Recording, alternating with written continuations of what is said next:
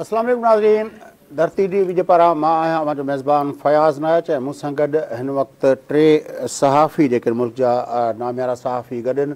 शाहीन कुरैशी साहब, ज़ोहेब ज़रदारी साहब ऐं नसीर गोपाक साहब असांजे अॼु जेको प्रोग्राम में शामिल गुफ़्तगू रहंदा। ऐं ज़ाहिर आहे मौज़ूअ गुफ़्तगू जेको आहे उहो पाकिस्तान जे अंदरि पंजाब ऐं KP जे चूंडनि जे हवाले सां जेको अदालती जेको मार्को हलियो ऐं उनजो जेको आख़िर कल्ह 6 थियो ऐं उन 6 में जेको इहो थियो त भई 14 मई ते पंजाब जे अंदरि चूंडूं कराइण जो हुकुमनामो जारी थियो। अॼु उन हवाले सां डेवलपमेंट फर्दर इहा थी आहे, इलेक्शन कमीशन ऑफ पाकिस्तान 14 मई ते चूंडूं कराइण जे हवाले सां पंहिंजो शेड्यूल जारी करे छॾियो आहे। उन सां गॾोगॾु ॿिए तरफ़ खां हुकूमती पार्टियुनि जे विच में जेको आहे सलाह मसलत जो दौर जेको आहे अॼु बि जारी रहियो ऐं अॼु बि वफ़ाक़ी पंहिंजो इत्तेहादी पार्टियुनि जे सरबराहनि जो इजलास थियो, जंहिंखे वज़ीर आज़म शहबाज शरीफ़ साहब ख़िताबु कयो। पर सभिनी पार्टियुनि जे ख़ासि तरह पाकिस्तान पीपल्स पार्टी जे शरीक चेयरमैन जनाब आसिफ अली ज़रदारी साहब ऐं ॿियनि जेको आहे उनमें शिरकत कई ऐं उनमें जेको आहे इहो चयो वञे थो त सुभाणे जेको आहे क़ौमी असेंबली अदालत जे इन फ़ैसिले जे ख़िलाफ़ु करारदाद उनमें मूव कई वेंदी। ॿिए तरफ़ पाकिस्तान पीपल्स पार्टी जे चेयरमैन बिलावल भुट्टो ज़रदारी अॼु जेको आहे Gambat institute of medical science जे अंदरि जेको आहे ख़िताबु कयो आहे, जिते हुन हिकिड़े नए जेको आहे पंहिंजो जेका डेवलपमेंट थी आहे ऐं उनमें इहो थियो आहे त लंग्स या न फेफड़नि जे हवाले सां ऐं कैंसर जे हवाले सां उनजी पेवंदकारी जे हवाले सां जेको आहे जेको नओं यूनिट खुलियो आहे उन जो इफ़्तिताह कयो आहे ऐं उन मौक़े ते हुन जेको ख़िताबु कयो उन ख़िताब में हिकिड़ो त हुन इन अदालती फ़ैसिलनि जे हवाले सां ॻाल्हायो ऐं उन ते हुन तफ़सील सां ॻाल्हाईंदे चयो त हिन वक़्तु मुल्क जे अंदरि इंसाफ़ मुहैया कंदड़ को इदारो कोन्हे। उन सुप्रीम कोर्ट जे इन फ़ैसिले खां पोइ ॼण चयो त हुन ते अदम एतमाद जो इज़हार पंहिंजो हिकु दफ़ो ॿीहर वरजायो ऐं उहो हुन कल्ह बि जेको आहे शहीद ज़ुल्फ़िकार अली भुट्टो जी 44वीं वरसी खे ख़िताबु कंदे हुन पंहिंजे इन अदम एतमाद जो इज़हार कयो। अॼु उनखे वरजायो न सिर्फ़ु इहो, पर हुन सां गॾोगॾु हुन इहो चयो त हाणे हू लाहौर में वेही ग़ैर जमहूरी क़ुवतनि खे जवाबु ॾींदो ऐं उन्हनि सां बिल्कुलु मुहाॾो अटकाईंदो ऐं हुन चयो त हू कंहिं बि तरह ते कंहिं हर क़िस्म जो जवाबु ॾिनो वेंदो इन ग़ैर जमहूरी क़ुवतनि ते। पर उन सां गॾोगॾु जेका हुन ॿी गुफ़्तगू कई उहा ॾाढी मस्बत गुफ़्तगू हुई। उहा गुफ़्तगू इहा हुई त Gambat institute of medical science जे अंदरि जेको नओं यूनिट खुलियो आहे उनखां पोइ जेके अॻे पंहिंजो फेफड़नि जे कैंसर जे हवाले सां जेके मरीज़ या पेवंदकारी जा ॿिया जेके लाइफ ऑर्गन्स आहिनि उनजे हवाले सां पेवंदकारी लाइ जेके भारत या ॿियनि मुल्कनि में जेके माण्हू वेंदा हुआ, बिलावल भुट्टो ज़रदारी साहब जो चवणु हुयो त हाणे उनखे कंहिंखे किथे न वञिणो पवंदो, छाकाणि त सिंध गवर्नमेंट गुज़िरियल 14-15 सालनि जे अंदरि इहे डेवलपमेंट्स कयूं आहिनि त जेके महांगियूं तरीन उहो दिलि जी हुजे, जेरे जी हुजे, पंहिंजो ख़ुदि जेको आहे किडनीज़ सां रिलेटेड ऐं ॿियनि उन पंहिंजो जेको आहे लाइफ ऑर्गन्स आहिनि उन्हनि जे हवाले सां जेके सोफिस्टिकेटेड जेका मेडिकल फैसिलिटीज़ आहिनि उहे सिंध जे अंदरि डेवलप करण जी जेको आहे जेका एफर्ट थी आहे उहा बिल्कुलु वाज़े आहे, नज़र अचे थी पई। उन हवाले सां बिलावल भुट्टो ज़रदारी साहब जो चवणु हुयो त सिंध हुकूमत इहो बिल्कुलु अश्योर कयो आहे त 100% माण्हुनि खे जेको आहे उहे इलाज जूं सहूलियतूं मिलनि। ऐं यकीनी तौर ते कुझु ॾींहं पहिरें असां इन प्रोग्राम में बि डिस्कस कयोसीं त 2 मॉडल असां वटि आया आहिनि।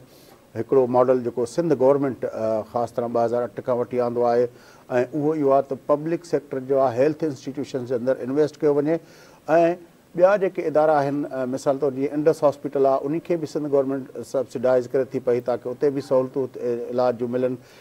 डाओ जेको आहे हॉस्पिटल जेका आहे उनखे बि सिंध गवर्नमेंट पंहिंजो ॾे पई, पंहिंजो सब्सिडाइज़ करे पई ताकी उते बि माण्हुनि खे तमामु घणियूं सहूलियतूं मिलनि थियूं। पर SIUT ऐं NICVD ऐं उनखां पोइ Gambat institute of medical science इहे 3 अहिड़ा उहे आहिनि जेके पंहिंजो अचीवमेंट्स आहिनि जंहिं ते बिलाशुबा सिंध गवर्नमेंट जेको आहे उनजी शोकेसिंग बि कंदी रहे थी, उहा दावा बि कंदी रहे थी, पर सिर्फ़ु दावा जी हद न, पर असां बहसियत हिकिड़े शहरी जे बहसियत हिकिड़े सहाफ़ी जे कराची में वेही करे इन्हनि इंस्टीट्यूशन्स जी जेका कारकर्दगी आहे उनखे ॾिसंदा बि रहूं था। उनजे बरक्स 2008 खां वठी जॾहिं शहबाज शरीफ़ साहब जेको आहे पंहिंजो बल्कि जॾहिं वज़ीर आज़म नवाज़ शरीफ़ साहब पंहिंजो 13 खां पोइ थियो त उन्हनि जेको आहे इंट्रोड्यूस करायो हो हेल्थ कार्ड जो सिस्टम ऐं नवाज़ शरीफ़ साहब हिते सिंध जे मुख़्तलिफ़ ज़िलनि में बि अची हेल्थ कार्ड जो ऐलान कया हुआ। पोइ उहो हेल्थ कार्ड जो सिस्टम जेको आहे उहो इमरान ख़ान जेको आहे उन हेल्थ कार्ड जे सिस्टम खे अंदरि कयो अॻिते खणियो इंश्योरेंस जे हवाले सां। पर ही ॿ मॉडल आहिनि जेको नवाज़ शरीफ़ ऐं इमरान ख़ान जो मॉडल हिकिड़ो आहे, ॿिए तरफ़ पाकिस्तान पीपल्स पार्टी जो मॉडल ॿियो आहे। यकीन तौर ते अॼोके प्रोग्राम में जिते सियासत ऐं हिन अफ़रा तफ़री जूं ॻाल्हियूं कयूं था पिया उते अॼु इहे हिकिड़ी मस्बत ॻाल्हि आहे त उन ते बि असां अॼोके प्रोग्राम में गुफ़्तगू कंदासूं। ऐं हस्बे रिवायत गुफ़्तगू जो आगाज़ असां पंहिंजे सीनियर दोस्त ऐं तख़्त लाहौर जे जेको आहे मां जेको असां सां गॾु हूंदो आहे हमेशह शाहीन कुरैशी साहब, तख़्त लाहौर की अफादियत हम भी जानते हैं, शुरुआत आपसे होगी। जनाब, मैं तख्त लाहौर से सिंध के दोस्तों को ये मुबारकबाद देता हूँ कि जो आज गम्बट के अंदर पीर कादिर जिलानी इंस्टीट्यूट में फिफड़ों का भी जो है सिंध को ये एजाज़ हासिल है कि दिल, कैंसर, जिगर, बोन मैरो ट्रांसप्लांट के बाद अब फेफड़ों का इलाज और पेवंदकारी का भी पहला मरकज़ बना। उसके साथ साथ फार्मास्यूटिकल कंपनी और दवाई साज फैक्ट्री, क्योंकि बिलावल साहब ये कह रहे थे कि दवाई महंगी भी मिलती है, हमारे पास डॉलर की भी कमी है, तो हम दवाई भी यहाँ बनाएंगे। और उसके अलावा चूँकि वो एक फ्री सर्विस है पूरे पाकिस्तान, और उन्होंने अफ़गानिस्तान तक का जिक्र किया कि लोग आके इतना कीमती इलाज जो है वो फ्री करवा रहे हैं। और इससे पहले गुर्दों के इलाज और जिगर के लिए लोग इंडिया जाते थे, आज पूरे लोग जो हैं पाकिस्तान के तमाम सूबों और गिलगित बल्तिस्तान से सिंध के अंदर ख़ास तौर पे गम्बट के अंदर जाते हैं। तो ये एक इतना रिमार्केबल और काबिल कदर जो है इनिशिएटिव है, और उसका मायार भी आलमी सतह पर है। खुद बिलावल भुट्टो साहब ये कह रहे थे, कोई डॉक्टर साहब माहिर थे भट्टी साहब, उनका हवाला देते हुए कि ये बरतानिया और अमेरिका की जो सहूलियात हैं उनके साथ मुकाबले करने की सहूलियात है। बहरहाल ये बहुत बड़ी बात है, काबिल फ़ख्र बात है कि पाकिस्तान की जमहूरी मुस्तकबिल का जो वारिस है बिलावल भुट्टो, वो अपने माशरे के अंदर जो इंसानों से मुताल्लिक़ सरगर्मियाँ हैं और जो उनकी तरक्की, उनकी बेसिक ज़रूरत के ऊपर काम कर रहे हैं, वो काबिल। कुरैशी साहब, मैं चाह रहा था ये जो दो मॉडल हैं, एक जो अपना हेल्थ कार्ड का मॉडल जो नवाज शरीफ साहब ने इंट्रोड्यूस करवाया था, फिर तहरीक इंसाफ ने उसको कंटिन्यू किया, एक मॉडल जो शुरू से पाकिस्तान पीपल्स पार्टी 2008 से लेकर चल रही है वो है सिंध के अंदर जो हेल्थ अपना पब्लिक सेक्टर के हेल्थ इंस्टीट्यूशंस हैं उनको स्ट्रेंथन करने, उनके अंदर इन्वेस्ट करने ताकि सब लोगों को ये सहूलियात मुयस्सर हों। ये दो मॉडल हैं। अब मैं चाहूंगा कि थोड़ा कंपैरिजन करके हम देख लें, क्योंकि वो बड़ा शोर मचता था, खुद नवाज शरीफ भी बड़ा शोर देना चाहूंगा। कंपैरिजन मुझे करने का मौका दें, क्योंकि मैं तख्त लाहौर में बैठा हूं और सर बड़ी बात है तख्त लाहौर की, हम कैसे बात कर सकते हैं आपके सामने? नहीं, देखिए, कभी भी सिंध के अंदर जो भी कोई अच्छी बात हो उसे मीडिया अमूमी तौर पे नज़रअंदाज करता है। मैं आपको ये बताता हूँ कि ये जो मॉडल है इसको मैंने खुद जाती तौर पे देखा है कि यहाँ पर आंखों में, हार्ट में जो हेल्थ माफिया है वो इंश्योरेंस कंपनियों के जरिए धड़ाधड़ जो है 5 लाख 7 लाख का जो प्रोसेस है वो कर रहा है, और उसके अंदर ब्रोकरेज हो रही है और परसेंटेज पे करके जो है इंश्योरेंस कंपनियों को अदा हो किया जा रहा है।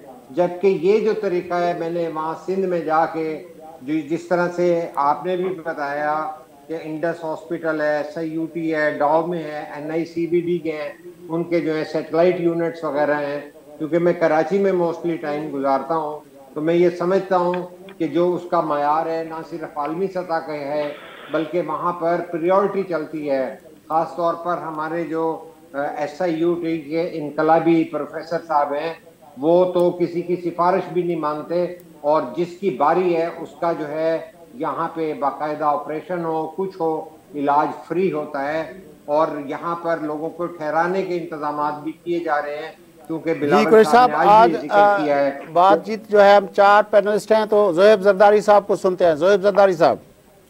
जी साईं। ही जेका गुफ्तगू हली पे कंपैरिजन पे थियो हेल्थ फैसिलिटीज़ जे हवाले सां, जेको बिलावल साहब दावा कई आहे ऐं ज़ाहिरा मूं पंहिंजे इंट्रो में ॿुधायो त मॉडल जेको आहे हिकिड़ो पंजाब ऐं उन नवाज़ शरीफ़ इंट्रोड्यूस करायो, पोइ इमरान ख़ान उनखे पिक कयो, उहो हुयो हेल्थ कार्ड जो मॉडल।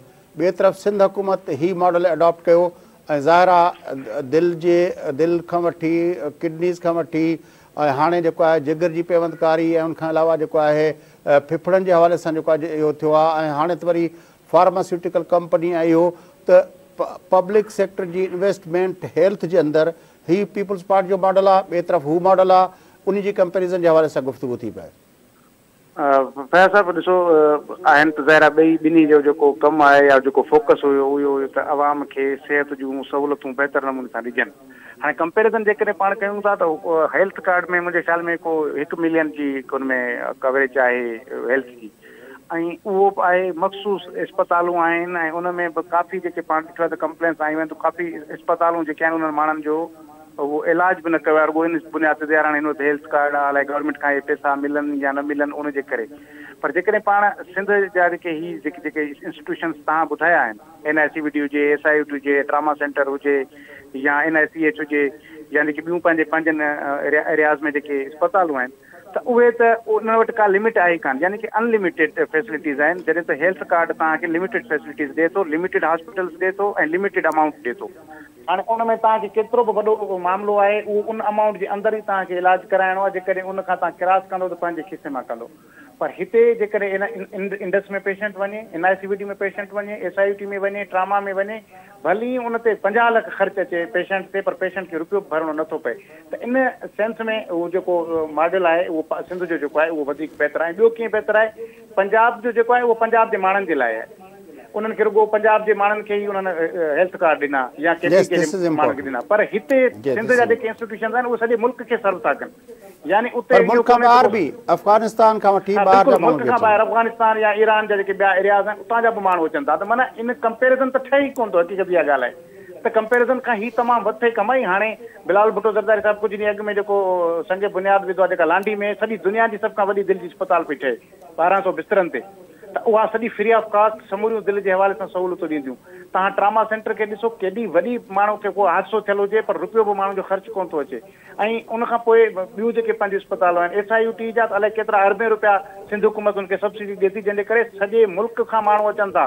ऐं वॾी ॻाल्हि आहे त सिंध खां वधीक तव्हांखे ॿियनि सूबनि जा माण्हू OPD में वञो तव्हांखे नज़र ईंदा, उन्हनि खे मुफ़्त सहूलियत। जी सर, ज़ोएब साहब नसीर गोपांग साहब खे ॿुधंदा आहिनि पॉइंट ते।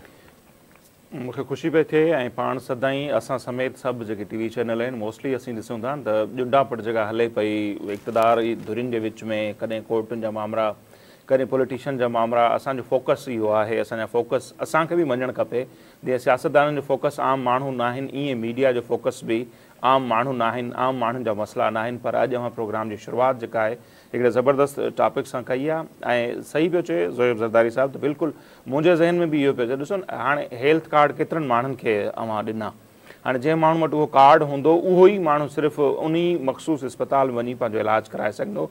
पर जेके सिंध जा ई मुख़्तलिफ़ इदारा अवीं गिणायो पिया उते ईअं कोन्हे, मूं वटि कार्ड कोन्हे, अव्हां वटि कोन्हे, ख़ुदा न ख़ास्ता पाण सां कंहिंसां बि इमरजेंसी थी पए थो बग़ैर कार्ड जे।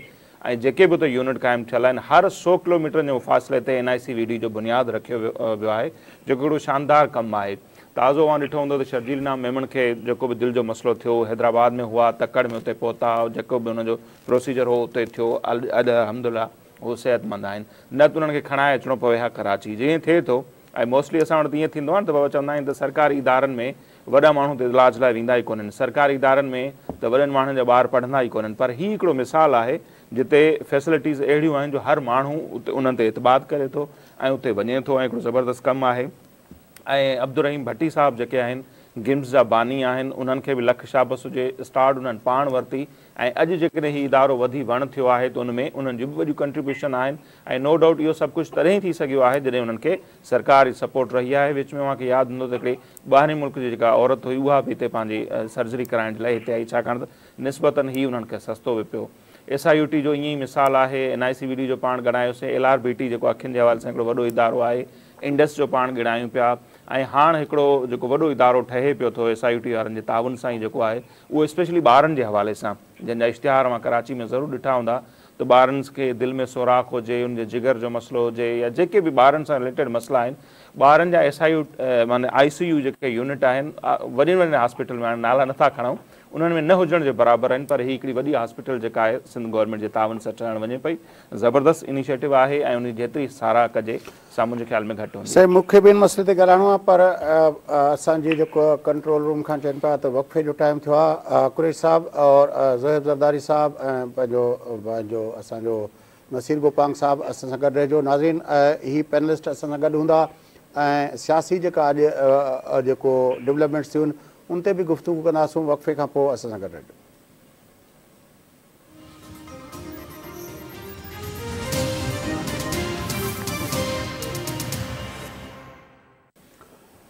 वेलकम बैक नाज़रीन। अचो त प्रोग्राम जे सिलसिले खे अॻिते वधायूं ऐं प्रोग्राम में जीअं तव्हांखे ख़बर आहे त शाहीन कुरैशी साहब, ज़ोहेब ज़रदारी साहब ऐं नसीर गोपांग साहब असां गॾु गुफ़्तगू हलंदड़ हुई ऐं अॼु जेका गुफ़्तगू जी शुरूआति असां कई आहे, सुठी ख़बर सां कई आहे त Gambat institute of medical science जे अंदरि बिलावल भुट्टो ज़रदारी साहब हिकिड़े नए यूनिट जो इफ़्तिताह कयो आहे ऐं उहो यूनिट जेको आहे कैंसर पंहिंजो जेको फेफड़नि जे सां लाॻापियल फेफड़नि जी पेवंदकारी ऐं फेफड़नि जे कैंसर जे हवाले सां हुयो। पर कुरैशी साहब, जो आपने बातें सुनी अपना ज़ोहेब ज़रदारी साहब ने और नसीर गोपांग साहब ने की, मैं उसमें थोड़ा ये ऐड करना चाहूँगा। आपने भी उस पर तफसील से गुफ्तगू की, लेकिन मैं भी 30 सेकंड चाहूँगा। पहले अगर मुझे दे दें आप। पहले आपके 30 सेकंड। हुजूर, आप तख्त लाहौर वाले हैं। नहीं, मैं 30 सेकंड ही लूंगा। देखिए, जो खैरपुर को हेल्थ सिटी बनाने का एजेंडा है बिलावल भुट्टो ज़रदारी साहब का, वो उसके अंदर वो ह्यूमन रिसोर्स तक को डेवलप करना चाहते हैं। वो कौमी सतह के लीडर हैं। वो सिंध के बाद जो है पाकिस्तान के हर जगह पे इस तरह के इदारों का ख्वाब बनाने का तसव्वुर और प्लानिंग रखते हैं, जिसके लिए उन्हें माहिरीन की ज़रूरत होगी। उन्होंने बताया कि मैं जब वज़ीर ख़ारजा था तो मैंने पूरी दुनिया में देखा कि हमारे डॉक्टर, नर्सिस और दीगर टेक्निकल लोग जो हैं वो काफ़ी पोजीशनें ले रहे हैं। तो मैं ये समझता हूँ कि वो ये शहर बसाएंगे हेल्थ का, और यहाँ पर मज़ीद और भी तरह के इलाज होंगे, और यहाँ पर नर्सिंग वगैरह का भी ऐसा सिस्टम होगा कि यहाँ पे लोगों को, नौजवानों को। वैसे आपकी घड़ी खराब है, ये 30 सेकंड नहीं है कुरैशी साहब, आपकी घड़ी खराब है, या तो आप तख्त लाहौर के जोन पे टाइम ज्यादा ले रहे हैं। नौजवानों को रोजगार का मौका भी इसी में से मिलेगा। चले सर, अब अच्छा, मैं जो बात करना चाह रहा था वो ये है कि ये दो मॉडल की मैं हमेशा बात करता हूँ, और मैं जो हमने कल बात की थी शहीद जुल्फ़िकार अली भुट्टो के हवाले से, कि वो जो अवाम दोस्त मईशत की मैंने कही थी कि उसके जहन में जो था वो ये था कि मईशत मुल्क की ऐसी होनी चाहिए जिसके सबरात जो हैं वो आम लोगों तक पहुंच सकें। वो इसीलिए उसने इतने बड़े फैसले किए, और जाहिर है वो जब शहीद हुए तो जो अपना उसकी जो वजूहात हैं, अब तो उस पर कितनी चीज़ें लिखी जा चुकी हैं, कितने लोगों ने बातें की हैं कि वो यहाँ की जो पाकिस्तान की वो एलीट थी, जो उस सारे उसमें अपना दौर के अंदर, वो दौर जो आमरीतों का दौर था, उससे जो बेनिफिशरी हो रही थी, जब भुट्टो ने उनके वो बेनिफिट्स ख़त्म किए और एक अवाम दोस्त मईशत की बुनियाद रखी, तो वो भुट्टो के ख़िलाफ़ हो गए। और उसकी वजह से उन लोगों ने फिर इंटरनेशनल इस्टेब्लिशमेंट के साथ मिलके वो जो है ये 5 मई और 4 अप्रैल के जो सानियात हुए, दोनों बड़े सानियात हैं। एक इलेक्टेड गवर्नमेंट का टॉपल होना, और फिर उसके बाद इतने बड़े अजीम लीडर का शहीद होना, दोनों अपने अपने तय एक बड़े अपना वाक़यात हैं।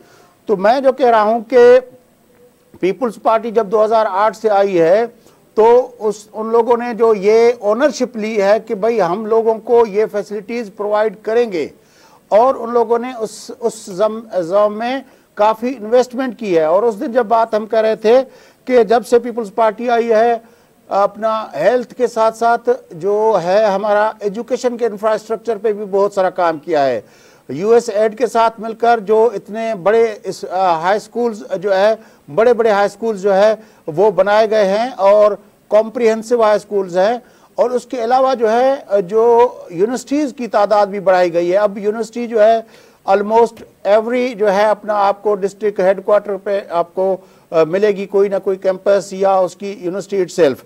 तो ये हेल्थ और एजुकेशन सेक्टर जो आमतौर पर कहे जाते हैं कि उस पर फोकस नहीं होता हमारे हुक्मरानों का, लेकिन सिंध के अंदर बहरहाल हम देख रहे हैं कि इन 14 सालों के अंदर कांस्टेंट फोकस रहा है पीपल्स पार्टी की गवर्नमेंट का।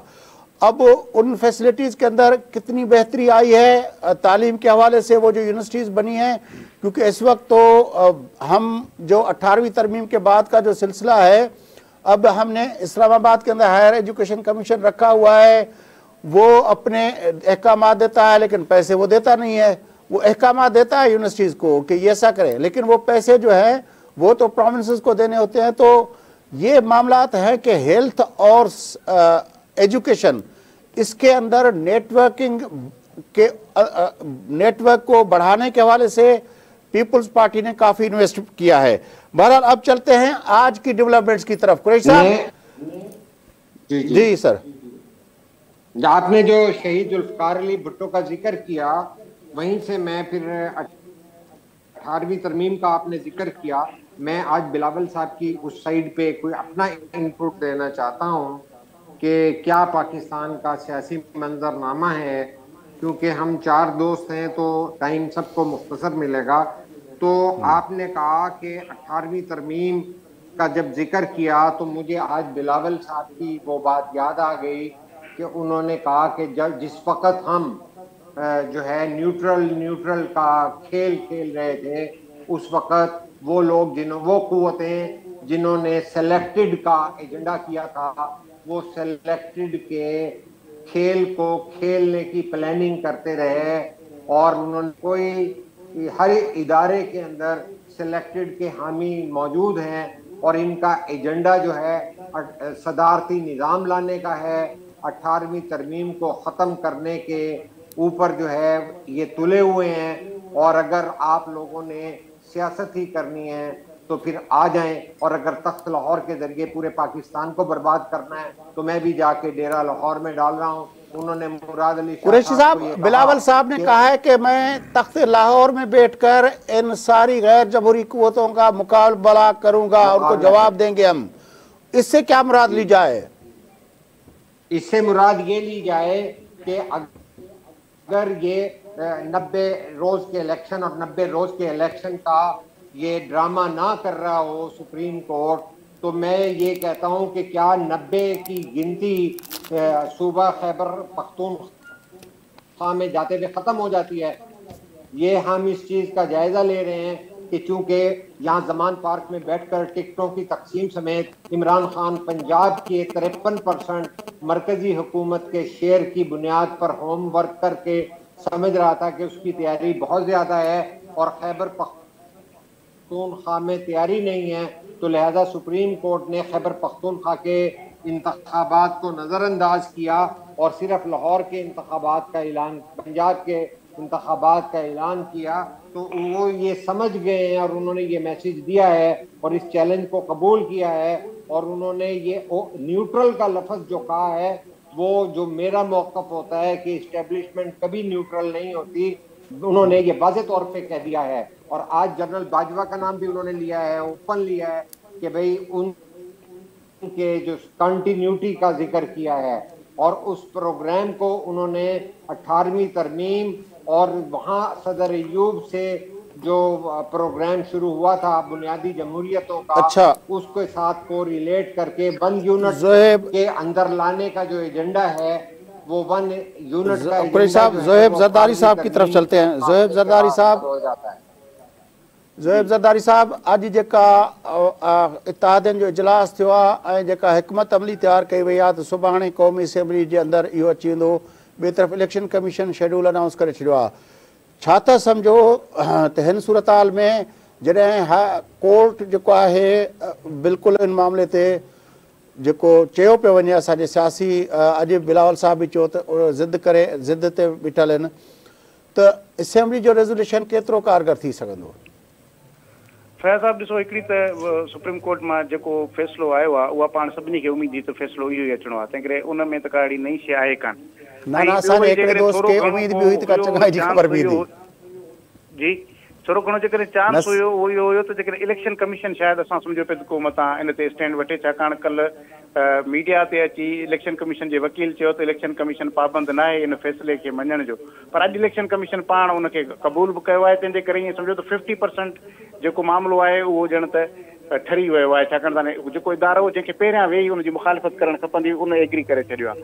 हाणे अचूं था पाण पार्लियामेंट ॾे त पार्लियामेंट जी रेज़ोल्यूशन मूंखे नथो लॻे त पोइ उहा सुप्रीम कोर्ट जेके फ़ैसिले खे अंडू करे सघे थी। रेज़ोल्यूशन त खोड़ सारियूं पास थींदियूं रहियूं आहिनि, उन्हनि ते कहिड़ा अमल थिया आहिनि या कहिड़ियूं शयूं थियूं आहिनि, पर उनखे जेकॾहिं को का शइ करे सघे थी त उहा कानून साज़ी आहे। ऐं हिकिड़ो बिल असांजो पास त थी वियो आहे, पर सदर साहिबु हुनखे लटकाए बीठो आहे, पाण वटि क़ाबू कयो बीठो आहे, उन ते कोन थो करे। तंहिं करे कंहिं कानून साज़ी सां ई को पार्लियामेंट मुक़ाबिलो करे सघे थी ॿियनि इदारनि कुझु इदारनि खे जेके इदारा पंहिंजी लिमिट्स क्रॉस करे रहिया हुजनि। बाक़ी रेज़ोल्यूशन जी मुंहिंजे ख़्याल में पाण नसीर गोपांग साहब जेको ही हिकमत अमली जे पॉइंट ऑफ व्यू खां रेज़ोल्यूशन जीअं ज़ोएब ज़रदारी साहब चवनि था त उहो कारगर न थींदो, पर असां ॾिठो त इलेक्शन कमीशन जे हवाले सां ज़ोएब ज़रदारी साहब चयो त हुननि शेड्यूल ॾेई छॾियो। असांखे यादि आहे त जॾहिं सदर तारीख़ ॾिनी हुई ऐं उनखां पोइ वठ पकड़ थी हुई त उन वक़्तु बि इलेक्शन कमीशन हिकिड़ो शेड्यूल पधिरो कयो हुयो, पर पोइ वरी उन्हनि ॿियो शेड्यूल पधिरो करे छॾियो 8 अक्टूबर जो। त छा अॼु जेको आहे शेड्यूल पधिरो करण खां पोइ जेके बुनियादी जेके मामला हुआ, जेके डिस्कशन हेठि हुया, जंहिंजे करे इलेक्शन 8 अक्टूबर ते पोइ हली वई, उहे हुया फंड्स जा नंबर 1, नंबर ॿियो हुयो सिक्योरिटी जा मामला, नंबर 3 जेको हुयो उहो इहो हुयो त भई पंहिंजो असांजे मुल्क जे अंदरि हीउ जेको बरसातुनि ऐं ॿोॾियुनि जे करे जेके माण्हू टिड़ियल पखिड़ियल आहिनि त उन सूरत हाल में तव्हांजे ख़्याल में हुकूमत वफ़ाक़ी हुकूमत, छाकाणि त फंड्स उन्हनि खे रिलीज़ करणा आहिनि, सिक्योरिटी उन्हनि खे ॾियणी आहे। असांजे सिक्योरिटी जा इदारा ऐं जेका कल्ह बि डिस्कशन कयोसीं पिया त जज साहिबु जेको आहे इहा पंहिंजो रिमार्क्स ॾेई चुको आहे त मां फ़ौज खे बि घुराए सघां थो। छा सुभाणे सिक्योरिटी जे मामलनि ते उहो डायरेक्ट फ़ौज खे घुराए सघे थो?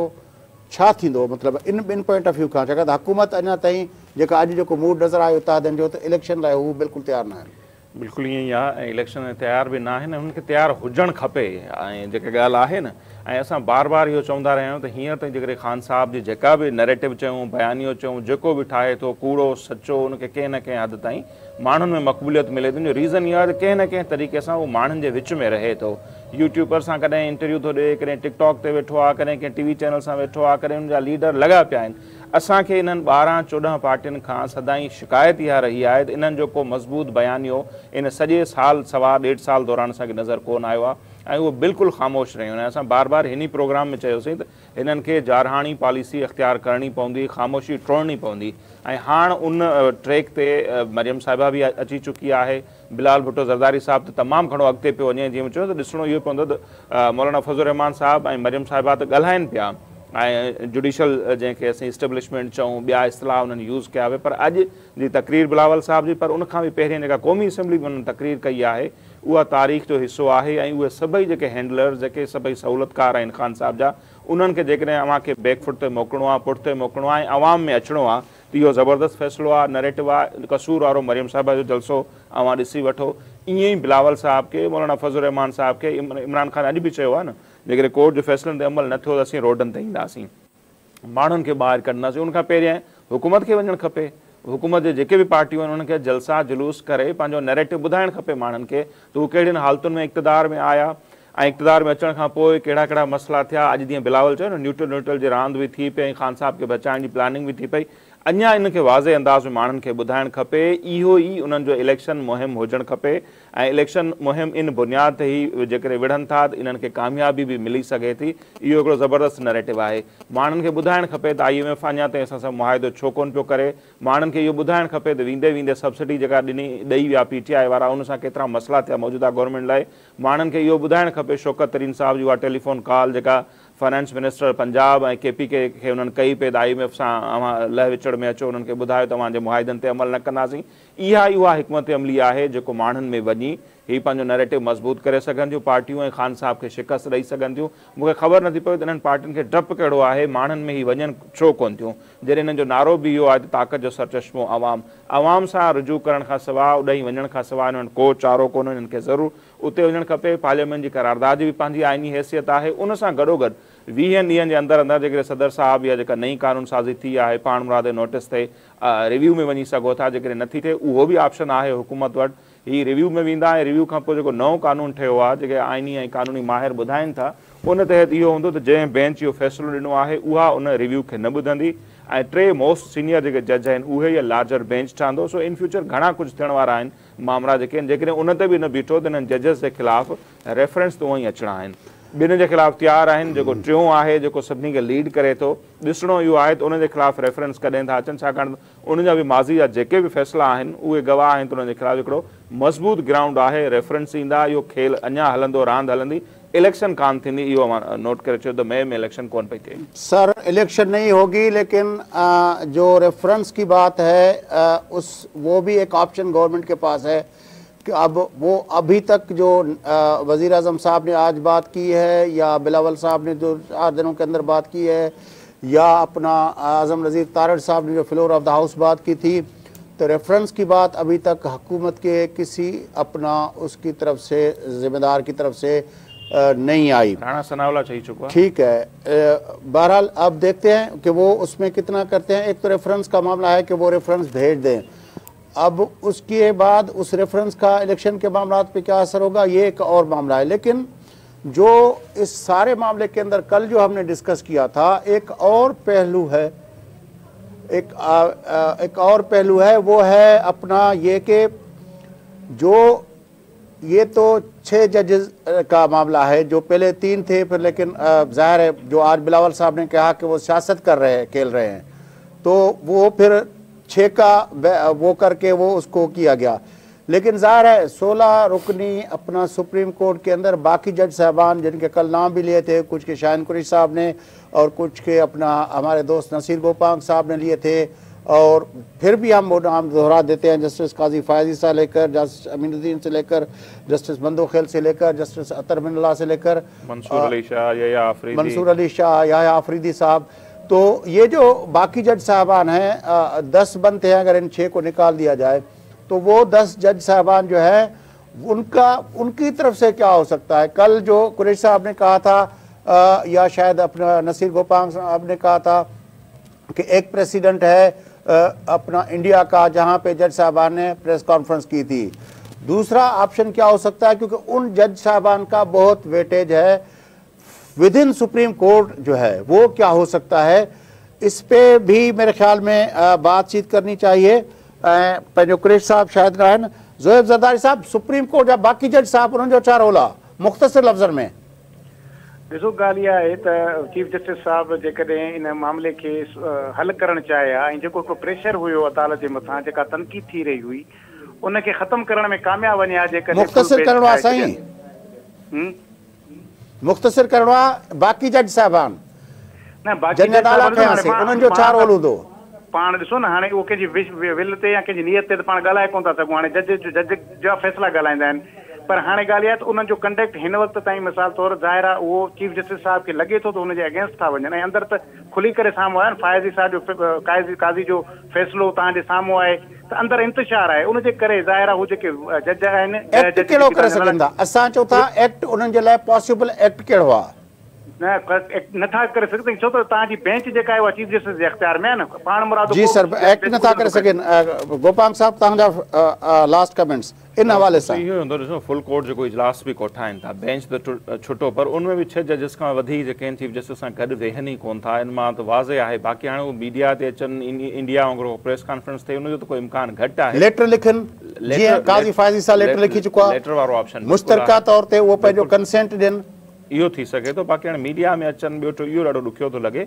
बाक़ी उन्हनि जो गॾु न वेहण इहो साबित करे थो त डिवीजन त आहे। अच्छा पाण वटि बि प्रेसिडेंट आहे जेको सजा साल ज़माने में थियो हुयो न त उते जज खुली करे साम्हूं अची विया चीफ जस्टिस जे ख़िलाफ़ थी सघे त उहो अञा ऑप्शन मौजूदु आहे जजनि वटि त उन्हनि चयो त असां हिनखे चीफ जस्टिस क़बूल नथा कयूं। तव्हांखे यादि आहे सजा छा ईअं ई हटियो उहो हिकिड़ो अञा मौजूदु आहे ऑप्शन जेकॾहिं ॿिया जज चाहिनि त असां हिनखे चीफ जस्टिस नथा मञूं त उन सूरत में सूरत हाल जेका ॿी थी सघे त हाणे पार्लियामेंट जो असांखे इहो आहे त सुभाणे पार्लियामेंट पंहिंजो उहो कंदी। सुप्रीम कोर्ट जे अंदरि जेके बाक़ी जज साहिबान आहिनि उन्हनि अञा ताईं कुझु पंहिंजो उहो न कयो। हालांकि जस्टिस फायज़ी साहब ख़त बि लिखियो त कंहिं बि उनमें पर हुननि वरी हिन फ़ैसिले जेको आहे 6 रुकनी फ़ैसिले जे अंदरि हुनखे हुनजी जेका बेंच जी ॾल जेको उहा उनखे रद्द कयो। मिसकंडक्ट थियो न, पहिरें तव्हां रजिस्ट्रार जे मार्फत उन फ़ैसिले खे रद्द कयो, जॾहिं तव्हांखे लॻो उहो नथो बीहे ऐं रजिस्ट्रार जे ख़िलाफ़ फ़ाइज़ ईसा साहब, पोइ तव्हां वरी